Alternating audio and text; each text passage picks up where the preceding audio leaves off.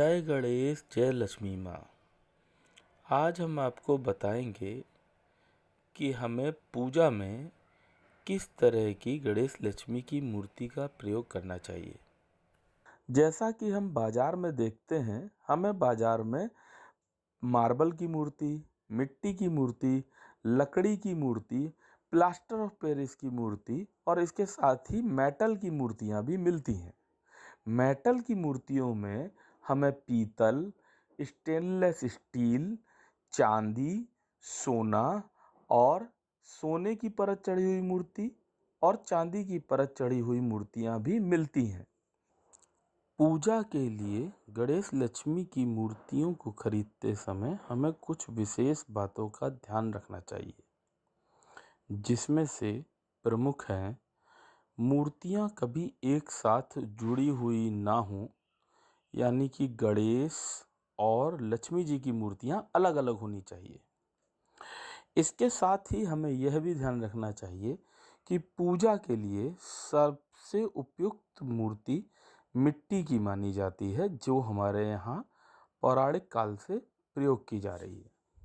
हमें plaster of Paris, लकड़ी आदि की मूर्तियों का प्रयोग नहीं करना चाहिए।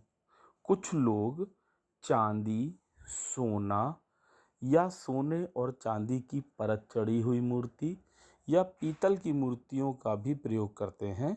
यह कहीं से भी गलत नहीं है। आप धातु की मूर्तियों का प्रयोग कर सकते हैं। मिट्टी की मूर्तियां हमें प्रतिवर्ष किसी नदी में, जैसे गंगा, जमुना, संगम या किसी भी पवित्र नदी में प्रवाहित करनी होती है, परंतु धातु की मूर्तियों को हमें प्रवाहित नहीं करना चाहिए। धातु की मूर्तियों में प्राण प्रतिष्ठा करने के पश्चात यह जीवन भर आप प्रयोग कर सकते हैं।